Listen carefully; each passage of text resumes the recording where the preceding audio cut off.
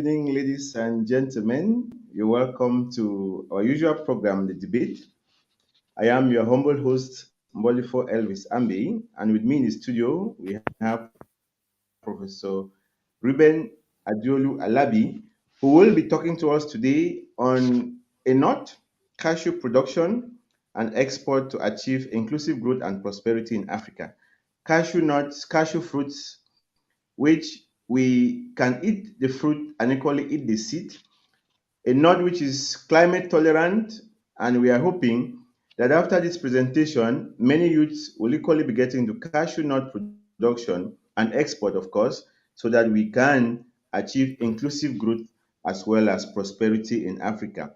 A professor will be having about 30 minutes or so to present cashew nuts or cashew fruits, how they grow, where we can grow them, the conditions that are necessary for cashew plants to be grown, and the benefits that we can get from them. And then we will follow suit with some questions for clarification and equally get some worries from our guests, from our viewers who are following us live on Facebook as well as on YouTube.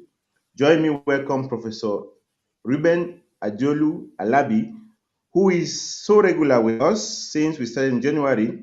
And we are still on farming, we are still on agriculture, and we want, because we know that through agriculture, we can achieve any growth that we want, and that agriculture is one of those sectors that nobody can bypass, because even the dresses we wear are from plants, from cotton, which is produced by a plant, of course.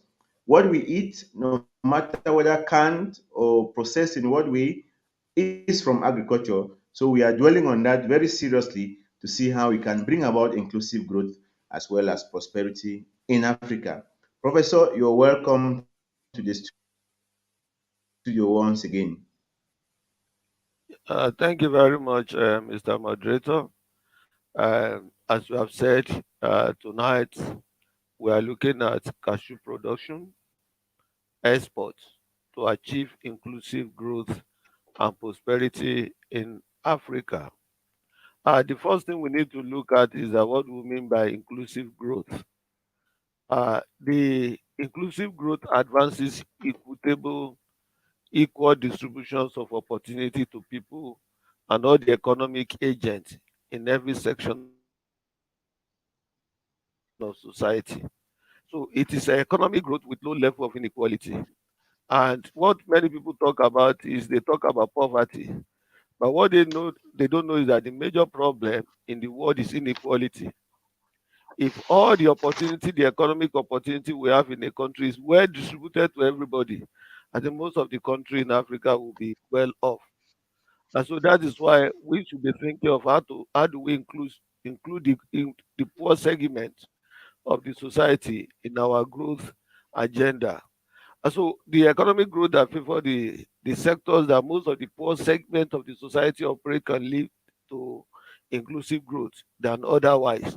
And that is why agriculture is very important to us in Africa, because that is where you have the poor segment of the society. So anything that happens to agriculture will directly and indirectly affect the poor segment of the society.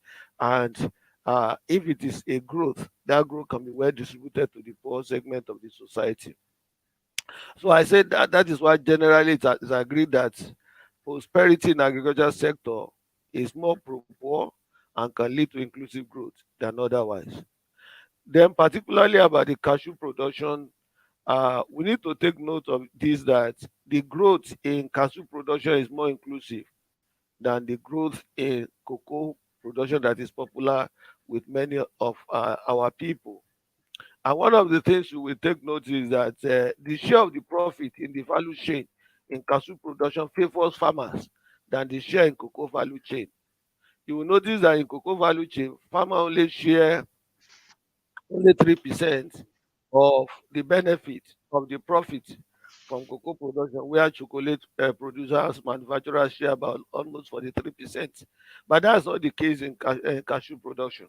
The cashew productions, most of the gain goes to the farmers who are direct producers of the product. Another important thing about cashew production is that it employs about 80% of the women working labor force. So in the value chain. So now we are saying directly that this sector favors women, and not only that, the share of the profit in the value chain favor the poor farmers. So any prosperity, any growth, any benefit from cashew production will definitely lead to uh, inclusive growth. Now, I just give this kind of diagram where cashew production or marketing or processing can lead to inclusive growth. Number one, in raising the income and the job opportunity. Later, we are going to see that almost every product, every part of cashew production is income generating, and it can generate a lot of employment for our people. Now there is a more robust domestic demand even for cashew nuts and cashew kernel. Later we are going to talk about that.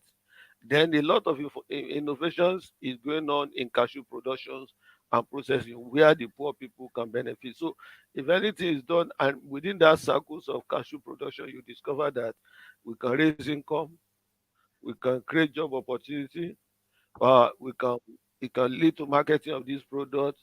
Later, I'm going to talk about different products we are going to get from cashew, and then you discover that this can lead to domestic demand, international demand, and not only that, we are still going to talk about some of the innovation that can be done to cashew industry so that the poor segment of the society will benefit, and that can lead to prosperity, that can lead to inclusive growth. So by the way of informations or introduction, we know that cashew was introduced into West Africa from India, right from 1960. And the aim of the introduction is principally to fight desertifications and soil erosion. That's another thing with that crop we are talking about. Apart from the producing fruit, apart from producing kernel, apart from producing nut, it's very, very good in agroforestry. And African countries have advantage, comparative advantage in production of this important crop because 60% of the 64% of the world production comes from Africa. The only challenge is that Africa only processed only 10% of these products. Later, we are still going to talk about that. Where countries like India, Vietnam's, and most of they process most of their products and they capture the largest share of the market of these products. So why is it that the product where we have comparative advantage, why can't we have competitive advantage in marketing it? These are some of the challenges we are bringing on board. Just like we talk about cassava, we have comparative advantage in producing cassava, but we are not competitive when it comes to the marketing of these products. So we are drawing our attention to the fact that it's not just to be producing. We should be thinking of how to process our product, how to now take it to the market and get the most benefit from these products. Then cashew can be produced in generally unstable soil for other fruits. That's another advantage. Where other crops cannot grow, cashew can grow there. So it needs a well-drained sandy soil, a good soil. But even on a marginal soil, cashew can still do well. That's another advantage that this crop has. Now it takes about 3 years for the cashew tree to be producing. But before that time, before the cashew start yielding, you can intercrop it with other crops like you have about 7 to 8 meters apart. So within each of the cashew tree, you can put some other crops there, maize, other food crops can be there for the first 3 years.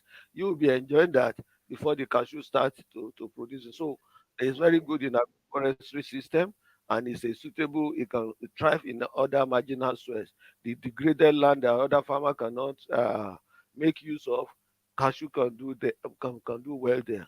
And now that we are talking of climatic change, this is one of the crops that can be very good for climate smart agriculture. When we are thinking of climate smart agriculture, I think cashew should come on board. Uh, and that is really going to help us not only in income generation, not only in livelihood protections, but even in environmental protection. So cashew is very important in all this area of our livelihood. Now, let me talk a little bit about the importance of this cashew. I've already told you that it's very good in agroforestry system. It play an important role in maintaining the ecological balance. As I've said, the reason why cashew was even introduced not for crop production itself, not for food, but for ecological balances, for agroforestry system.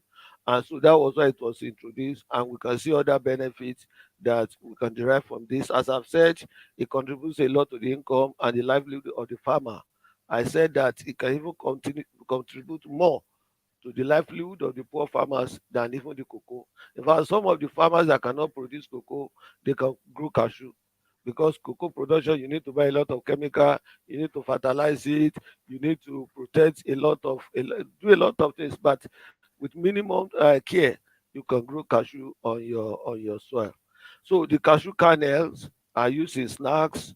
We still have them in Europe. There you see them inside the bottle. They are roasted and sorted with nuts alone, or they can mix it with other nuts. A supply timber, firewood and medicine and fodders. The wood the wood from the cashew tree, because after 30 years you may decide to cut down your cashew. Then that wood, you can use it as a timber, as a product, as a input for other important products. Now, the world market of cashew is very dynamic and is growing very fast, approximately about 10% every year. You hardly see some crops that grow at that level. As I've said, most of the cashew is grown, in fact, almost all are grown as chemical free. And so these products can be tagged as organic, and that can attract international market, where sometimes they fumigate cocoa, they put chemical on cocoa, but cashew productions with minimum uh, care, you can produce your cashew, and that is ready for market.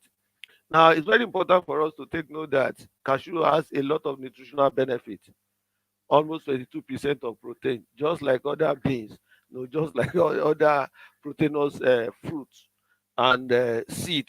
Then it has about 45% fat, and its own fat is tolerable. It's a good fat, not the other negative fat that people are conversant with. Then cashew has 10%, 10 to 12% less fat than most of other nuts. When you talk about peanut has more fat than cashew nut. The protein in cashew could help to reduce malnutrition in cashew growing countries. So most of these countries, our problem is protein nutrition. So cashew can play a very good role in that. And importantly, it's very important for us to take note that cashew has 5 times more vitamins than orange. Let me repeat that. Cashew apple contain 5 times more vitamin C than orange. Everybody is popular with orange, that if you need vitamin C, go for orange. But we are saying here that this cashew apple that you see, it has 5 times more vitamin C than orange, and contain more calcium, iron, and vitamin B than most of the fruits they were conversant with. It has been implicated in the treatment of diabetics and weight loss. So we are dealing with a product that is very, very important, that God has blessed Africa with, and we should be able to maximize the benefit from this crop. Then the share of cashew production in Africa and the world. I just give some of the major cashew production countries in Africa. Cote d'Ivoire produce 20% of total cashew production in the world. Only Cote d'Ivoire, 20% produce. Ivory Coast, Cote d'Ivoire produce about 20% of the cashew production in the world. Other countries of importance is Burundi produce about 7%, where Tanzania produce about 6%, and Nigeria produce about 3%. So globally, uh, Africa supply about 60% of the world total cashew production. But I want us to take note of these production indices, that the production of cashew, the share of the cashew production in Africa is going down.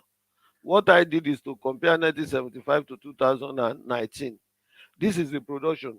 The Africa share 64% of cashew production in 2000 and yes, in between 1975 and 75.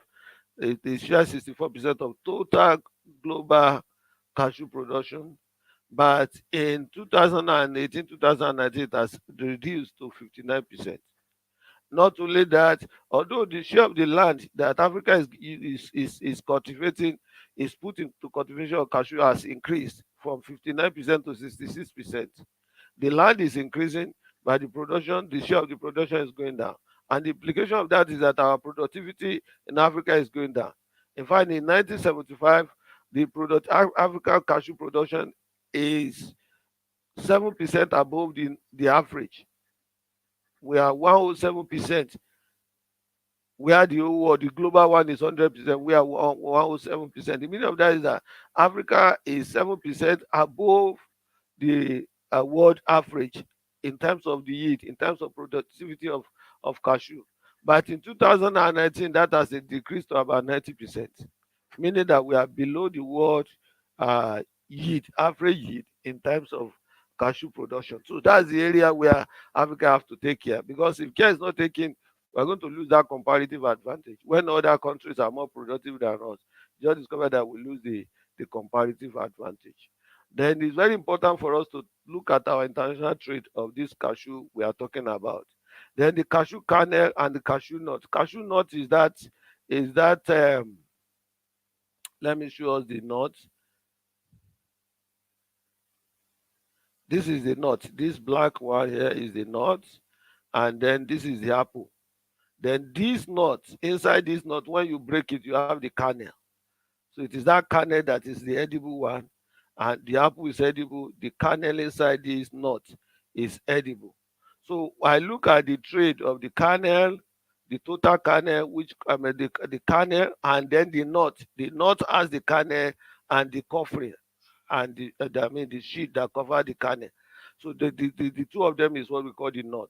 So I look at the marketing of the kernel. We discover that the world generated about 5 billion US dollar in terms of exports, about 5 billion US dollar in the marketing, in the exporting of cashew kernel in 2019.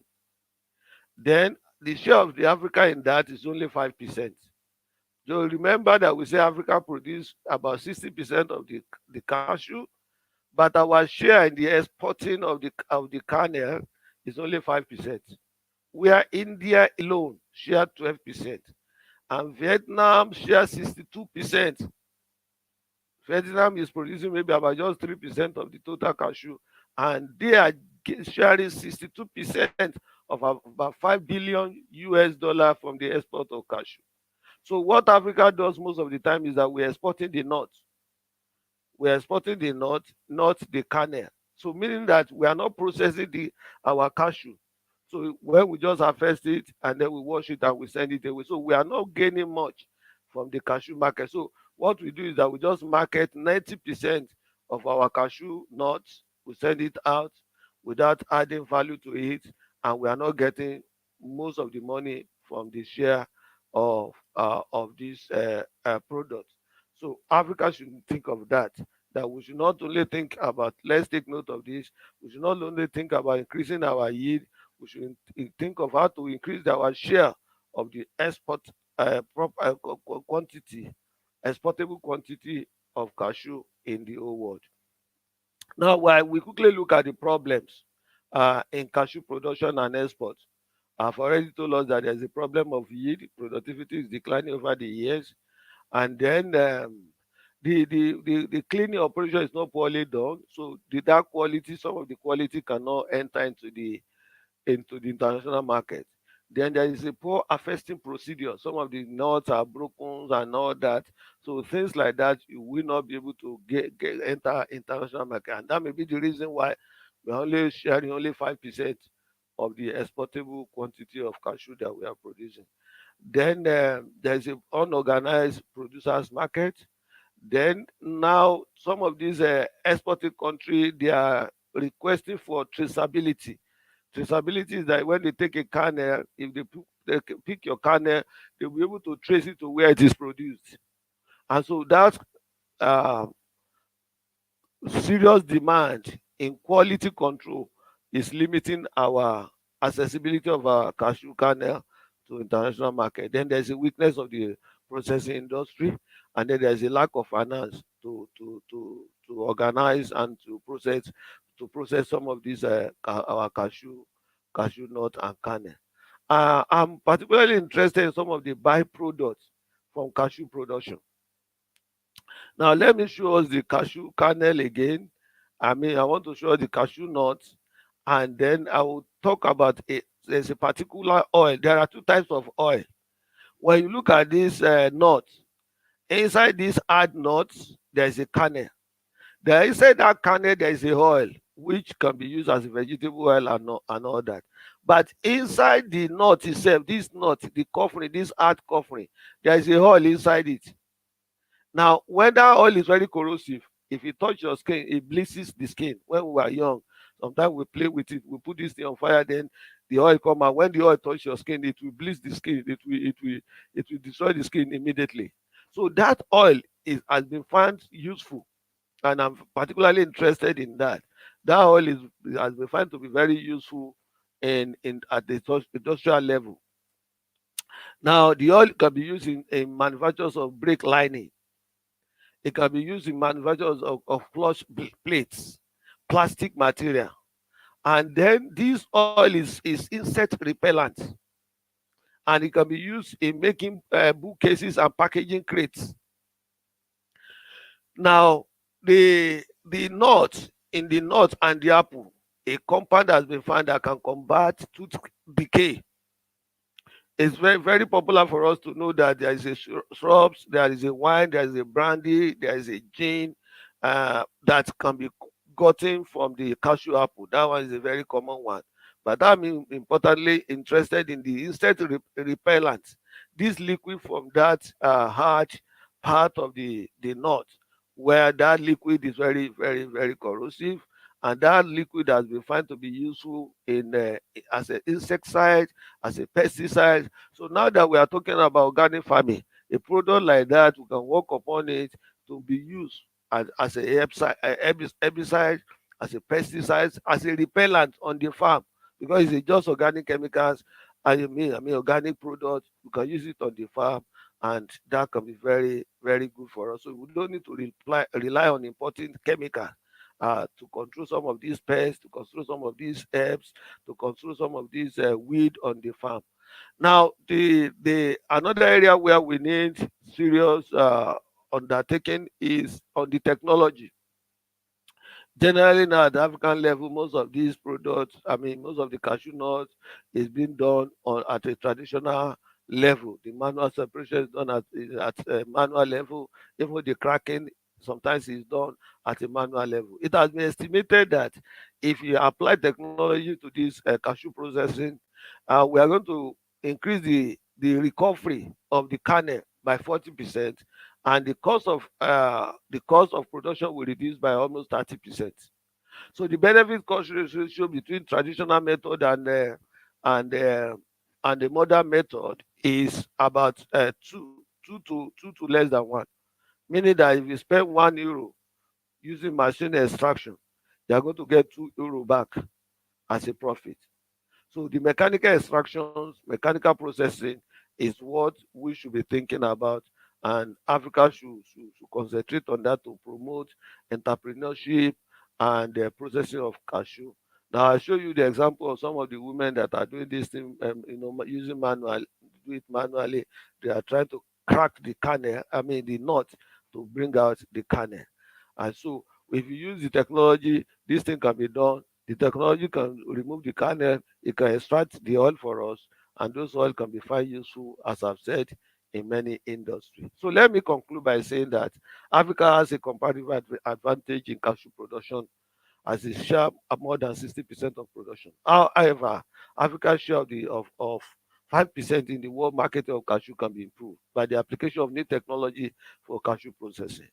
There will be need for do more research work on how to increase the yield of cashew that is declining over the years.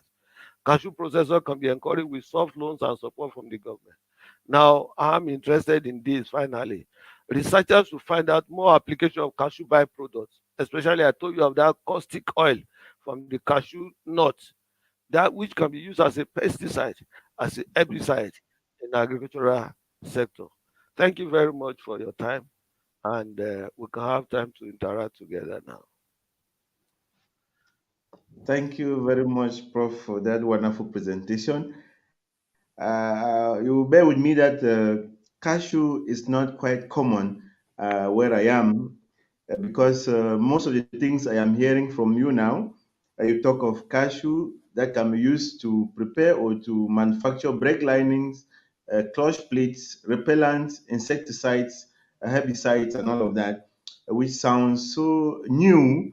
And I am happy that I had to equally listen to your presentation, and you see how valuable, how important cashew can be, not just the nuts. We talk of oil equally that we get from cashew nuts and the apple. So before we come back again for the second phase of the program, which will be now the question and answer session and interaction, of course, let us have our jingle before we come back again. Our jingle, please.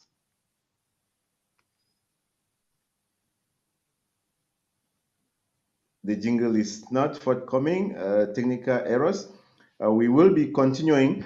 Prof, I said that your presentation was so or is so interesting, and I got to learn so much.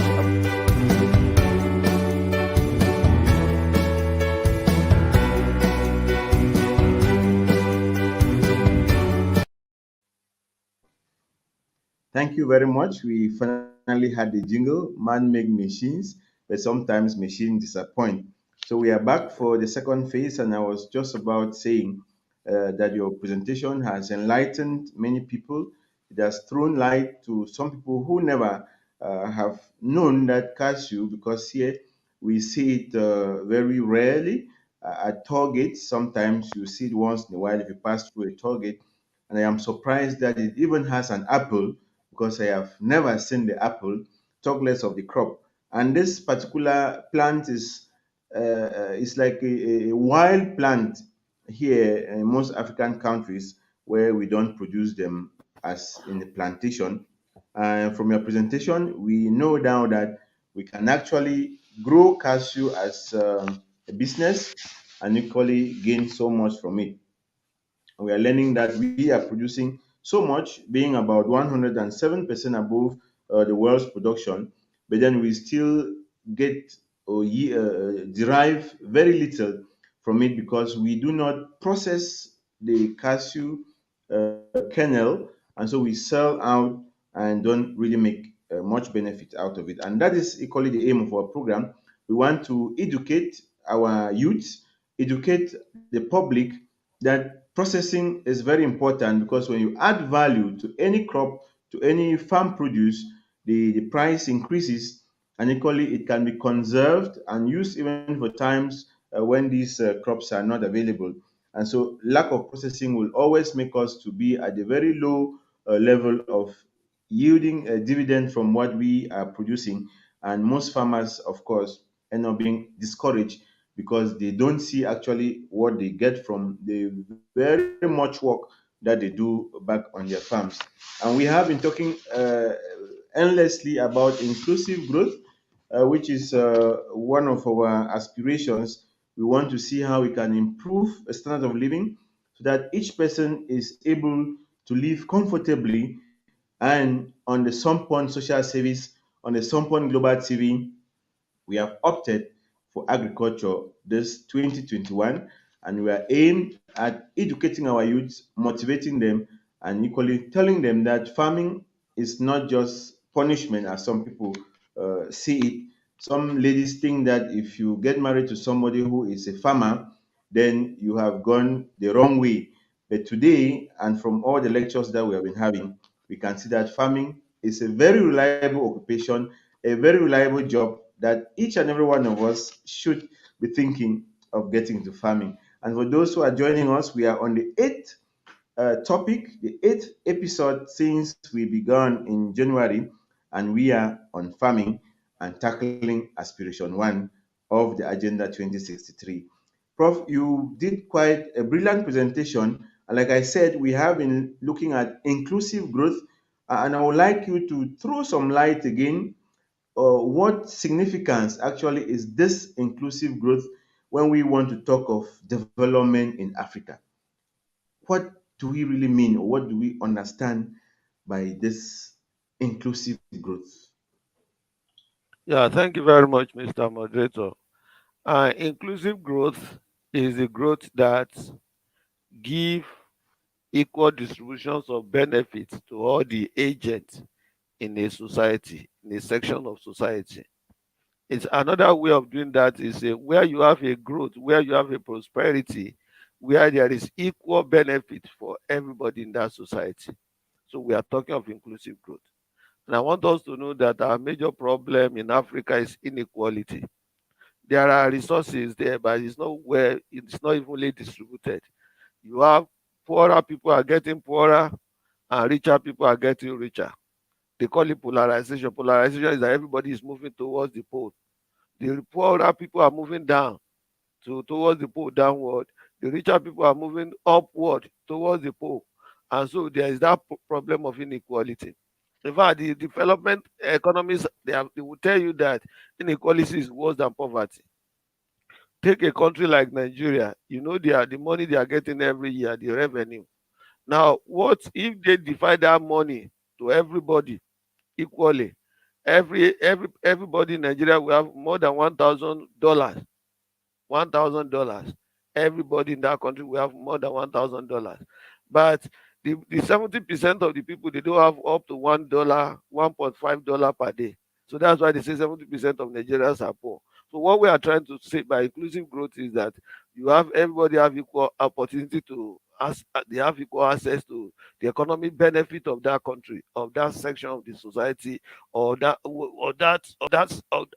group of people, that everybody have equal opportunity and access. And this cashew is very important for this inclusive growth because number one, even let's take Ivory Coast for example. The farmers that are growing cashew, they are the poorer segment of the farmers, because they don't have money to buy chemical for them to grow cocoa. Cocoa, you need to spray it, you need to do a lot of things, you need to do a lot of maintenance. But for cashew, you don't need that. So the poorer segment of the society, they decide, because they don't have opportunity to grow cocoa, so they decide to go for cashew. Meaning that most of the poorer people, they are in the cashew sector. So anything that happens to cashew sector, any prosperity in cashew sector will benefit these poorer farmers. Not only that, 80% of the people in cashew value chain, 80% of them are women. And women. And so by the time you do anything to that sector, you are going to help more women. And when you help more women, I've already said it before, that when women benefit from anything, the thing will trickle down to the family. Down, if a man benefits, if a husband benefits, if they raise the income of the man may go and buy more beer, will want to spend money on some exotic things. But woman want to use that money to take care of the children, send the children to school. So these are part of the way to include to make the growth in Africa inclusive. So we should be thinking of sector like that where you have more women participating, where you have more poorer farmers participating. So anything we do to increase our sectors will change the income of those people, and then they will be included in the growth process in the country. I like the part when you say that if the finances, that the liquidity of the women is increased, the family is going to benefit more. And when you presented and showed the pictures of those who were working, picking the cashew nuts, I saw mostly women, and I'm Yeah. sure that their families actually are benefiting much. And you went further to answer the worry that I had.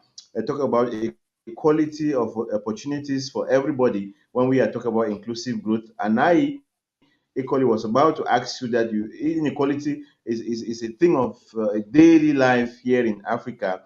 And you answered that question actually by already explaining that we have problems of equality, and so we should try to see how that can be balanced so that everybody can have the opportunities that we need. The second question is that in your presentation you talked of cashew nut being very climate tolerant, and we still, like I said, notice that this nut or this fruit or this plant in Africa, the part of Africa where I come from, is mostly gotten in the wild. So it is you going to the thick forest before you get actually this cashew nut. So the problem is how can we actually, encourage the production of cashew by youths who many of them don't actually know much about? Are there some agricultural centers or stores or shops where these improved grains are being sold in an industrial quantity where they can get them from, and equally the chemicals that will go with the growing of this cashew nuts? Yeah, thank you very much. I think the same thing applies to my village. All the cashew I've seen in my village, they are growing the white, and that's one of the reasons why it can be very inclusive. You see women going there, the thing will fall on the ground and they will pick the nuts. In fact, people don't appreciate the apple as much as the nut that fell down. So, but what we need is awareness. I just feel that God has decided to bless Africa with some of these things that we have a comparative advantage. And if Africa want to grow, let's concentrate on where we have that comparative advantage. Then we can buy the thing we don't want to have. The one we have, we will neglect it, we don't do it well. Then we'll now be thinking, I told you before that in Nigeria we are trying to grow wheat and we don't have the climate for wheat. So, like in Germany, Germany cannot try to grow yam. They will not try to grow cassava because they don't have that comparative advantage. Where they have comparative advantage is in the wheat. So they will produce wheat and they will make different types of bread, 10 types of bread for us, and then we'll be eating it. So likewise, we are now raising awareness that where we have comparative advantage, we are going to seize it. We'll make use of it. We'll process those products to be sure that we get to the market. Do you know that there's what you call African Cashew Initiative? African Cashew Initiative was a German government program for Africa because they know Africa has this advantage. We African ourselves, we don't look at cashew. There's a the 5 countries, about 6 countries in Africa. So I was reading recently it was the German government that is sponsoring that program for Africa to know how to produce a cashew. They are training the farmers how to do it. They are training the farmers to process it. Because now the reason why they are doing it is not actually because of love, but because if you get to Germany now, you see in their market there is a cashew kernel inside the bottle, and they want the best. So, but the challenge is that why is it that we Africans we are not thinking of that place where we have a comparative advantage? Where is it that German government have to come to Africa to set up African Cashew Initiative for us? And so that is why the awareness is important. They are aware that this is where Africa has advantage, and then decide to set up that initiative. So why can't African countries themselves set up that initiative? Why should cashew still be growing the white? And that is why you see that our yield is going down, because the white it has expired. Maybe after 30 years, as I've said, the thing will be going down, the yield will be going down. So if they are not replaced, then you see other countries like India now. India has taken over. Vietnam has taken over. Many years back, they were not producing cashew. So they came to us, and when they came, they picked this seed and they are developing that they are doing well. And UK is not taking very soon. We will be producing cashew kernel, and then we'll be importing cashew. We'll be producing cashew nuts, and then we will be importing cashew kernel from them. But they will process it. India is not only processing; they are buying from all over the world, and they will process it. They send it to Very USA. They send it to different countries. So what we are saying is that number one, there is awareness. That we should raise that level of awareness. What I want us to emphasize that God is a very good God. He has given everybody his own opportunity where you have comparative advantage. Make use of that comparative advantage. Develop it very well, then they will buy from you. Germany, Europe cannot produce cashew. There's no technology they have to do that. So, but we naturally we can produce it. Why can't we add value to it and then we maximize that advantage? All right, thank you so much for that submission. You see, it's in programs like this that we have to learn some of these things, and thanks so much that you are there just to give us the knowledge that we require. And in your presentation, I am basing mostly on your presentation to bring out some clarifications as you are doing. You said that. For the layout of cashew, that's preparation of the farms, the vegetation is supposed to be cut down and cleaned. And when I looked at that, when you talked of desertification, there was a program to curb desertification. That's the approachment of desert, if I'm getting it correctly. And then you said again in the same presentation that the spacing between the plants is about 7 to 9 meters, and the plant takes about 3 years to maturity. Don't you think that uh, to prepare the land, the jungle is cut, the grass is burnt to make the place clear and clean for the plant, and then you plant, and it has to take 3 years to begin production? Won't the desert approach very fast and even chop the land off before the plant actually plays the part of afforestation, Prof? One of the things the African Cashew Initiative is doing is to train the farmers how to modern farming system. Most of the modern farming system is that you don't need to cut down those trees. What you just need to do is that you leave those the trees, then you plant your cashew in between. So after some time, after 3 years, when there is there will be a canopy, then you can cut down the trees, then the cashew take over. Remember that cashew itself is an ecological plant. It's a climate tolerant. Not only that, it can grow up to 12 meters with a lot of shade. 12 meters. So the reason why the number one they leave the gap about that 9 meters is because so that the leaf of one tree will not be touching each other, because that's a lot of branches. But what I'm saying is that we don't need to cut down the trees, destroy the forest, everything. No, you leave the tree, then you allow the cashew to grow. Then when it's getting to that 3 years, you can cut down the trees. These are some of the things area where we need the farmers needs to be taught. They are not aware, and the African Cashew Initiative is doing that. Now, another thing we can do is that cashew can be grown in agroforestry system. The meaning of that is that within that 3 years, when you have the meters 9 to 9 meters you have between the cashew, then you put your the fruit crops. Maize can be grown there. Food crop will be there for the next 3 years. You are enjoying those fruit crops before the cashew take over. And so to me, it's a any crop that can be done in agroforestry system, there is no challenge. In fact, it's a climate smart agriculture.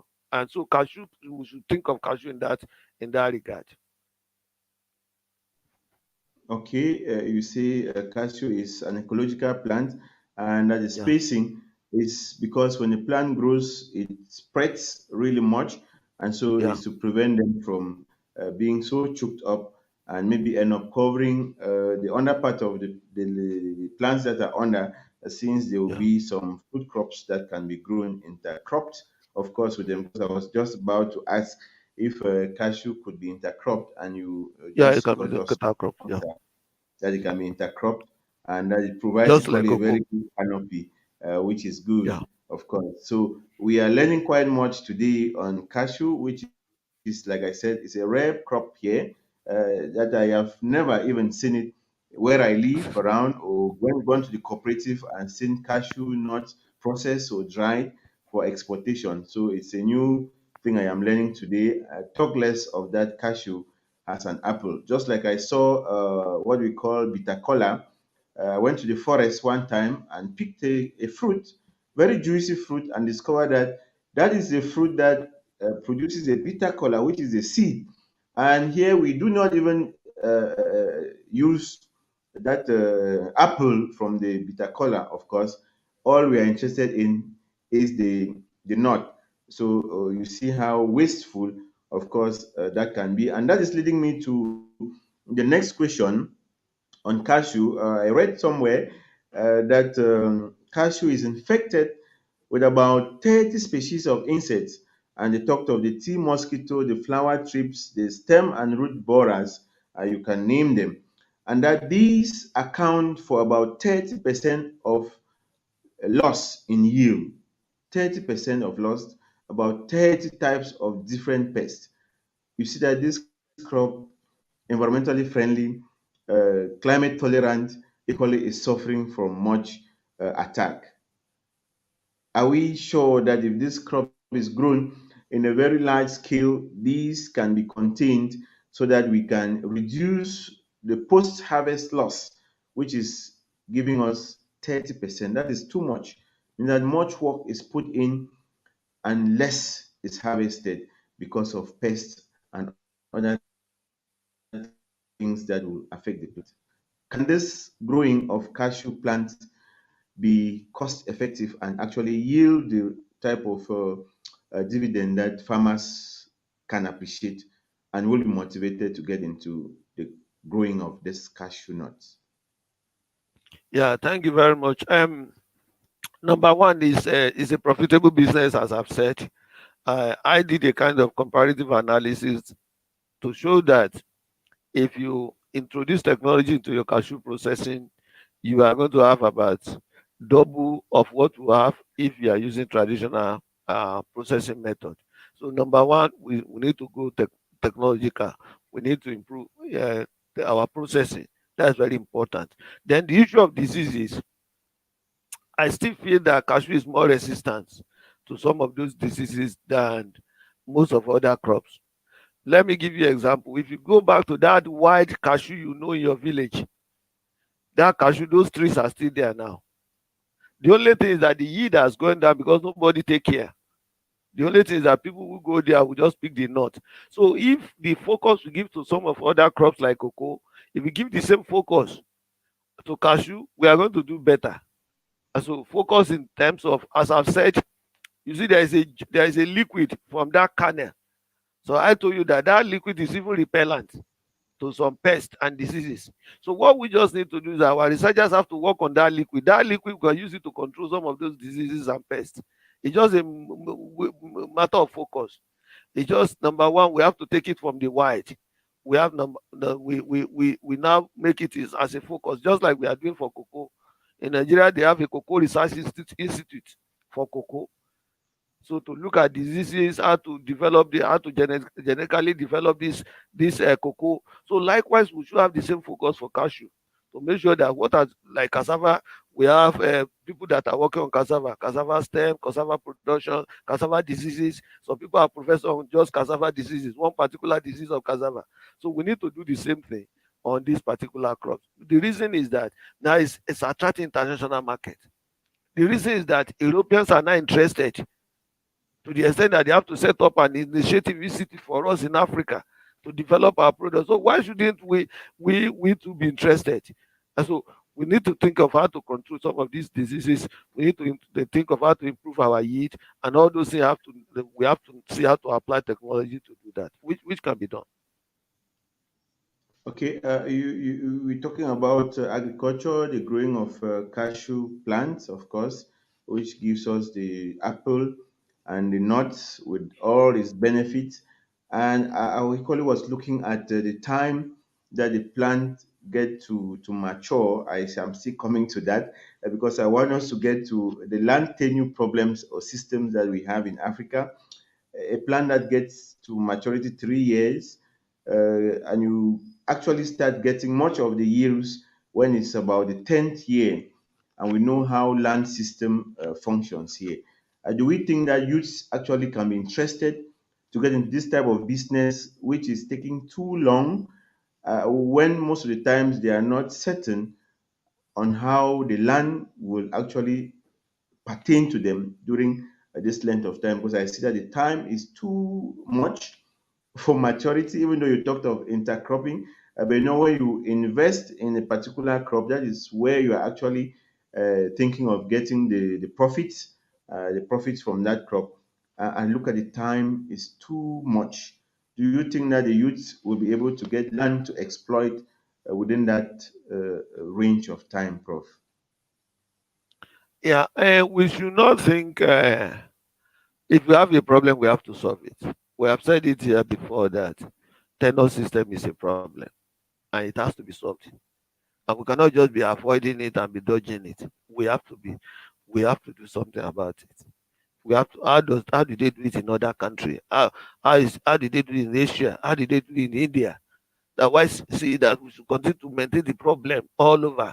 So we should think of how to solve that problem.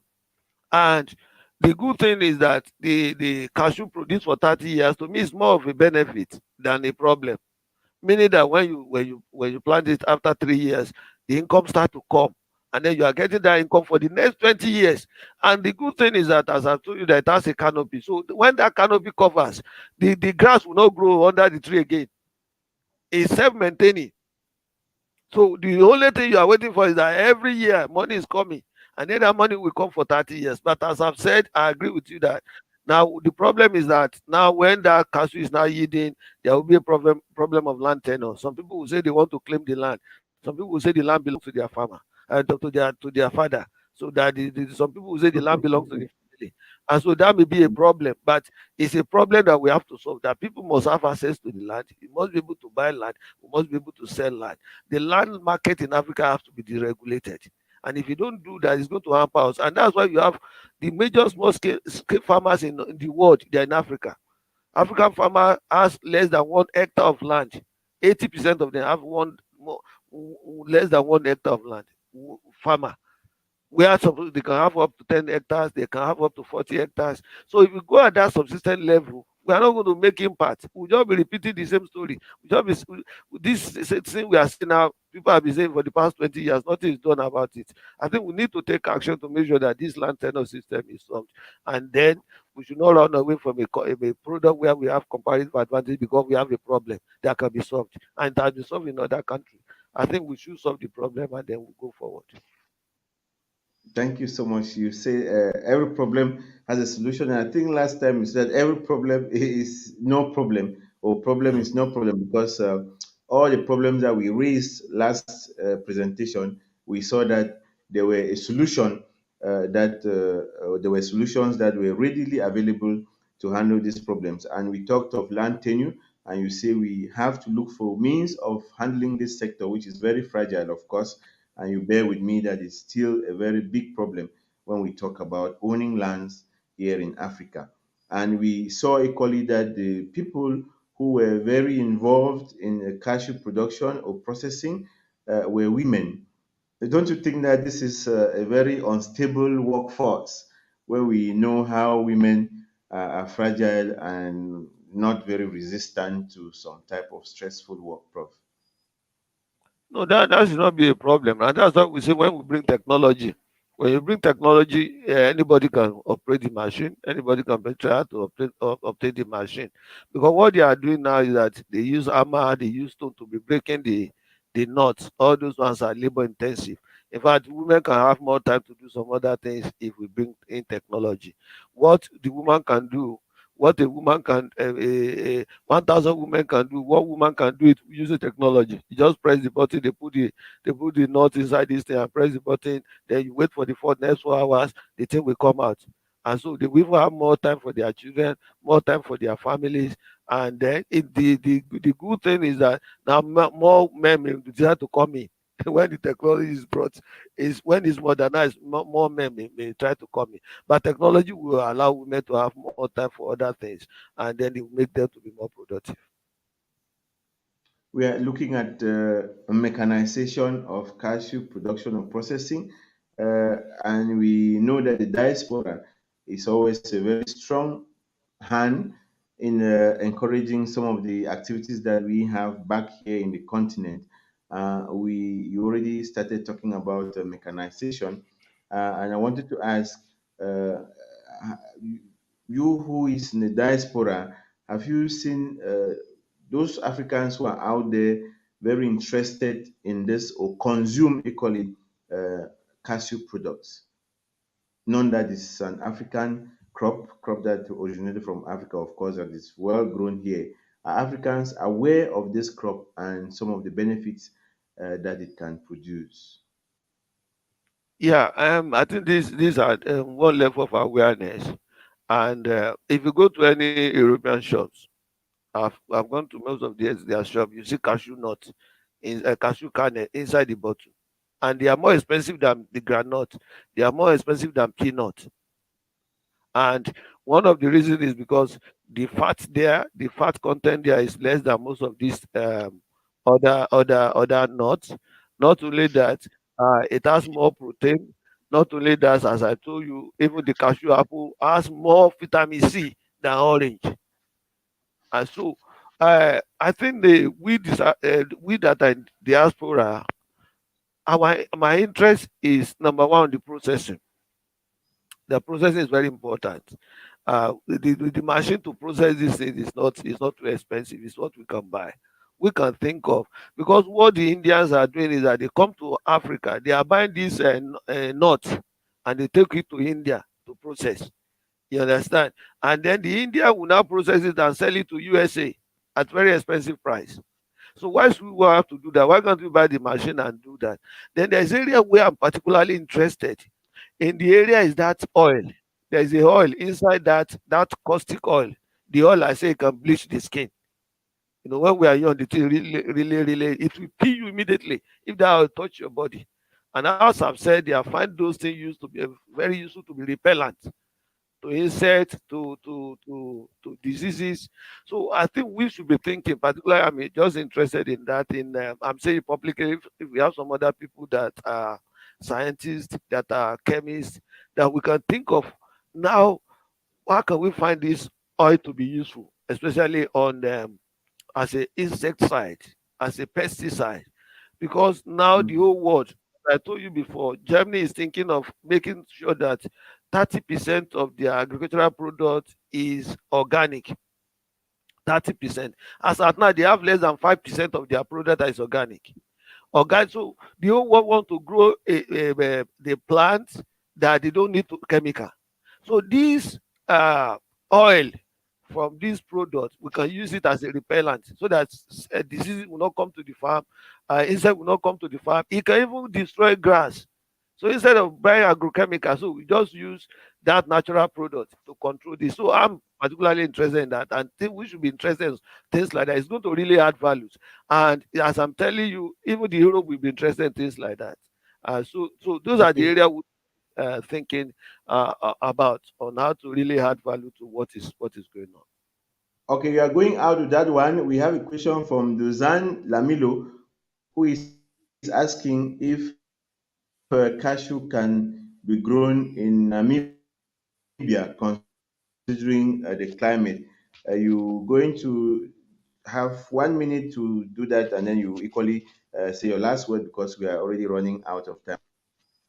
Duzan is asking if cashew can be grown in Namibia, considering its climate. Yes, cashew can be growing in almost everywhere. The only thing is that one has to look at the cost of production. What I mean by cost of production is that if you compare the cost of production of cashew to other crops, why can't you go for other crops instead of cashew? I will still check, but I've listed some of the countries that cashew can be growing in Africa. Let me see. Uh, let me see. No, So Namibia is not the major cashew production producing country, but what I want us to think about is that we can look at Namibia. Which crop can Namibia produce that has a comparative advantage? Then we concentrate on that. But I will find out, and then maybe we can do something like that for Namibia to look at some of the crops that can be grown. Then we'll come up on this platform to discuss that. Okay. And so, All right. and finally, I just want to emphasize that Africa should think of the crop where they have comparative advantage, and then we develop it to have a competitive advantage. Comparative advantage is not the major issue. It's a necessary condition, but it's not a sufficient condition for you to benefit from that product. We have to have a competitive advantage in marketing of that product. So that's what we are going to do. Each African country, we have to look at where we have comparative advantage, and then we develop the competitive advantage on that product. Okay. Thank you very You much. see, we should have comparative advantage, now we develop the competitive advantage. And I'm so happy that today we have seen the different things that cashew can be used to produce. We talked of brake linings, we talked of clutch disc, we talked of repellents, insecticides, which is so good, and bleaching agents as well as varnish, which are so interesting that many people didn't know.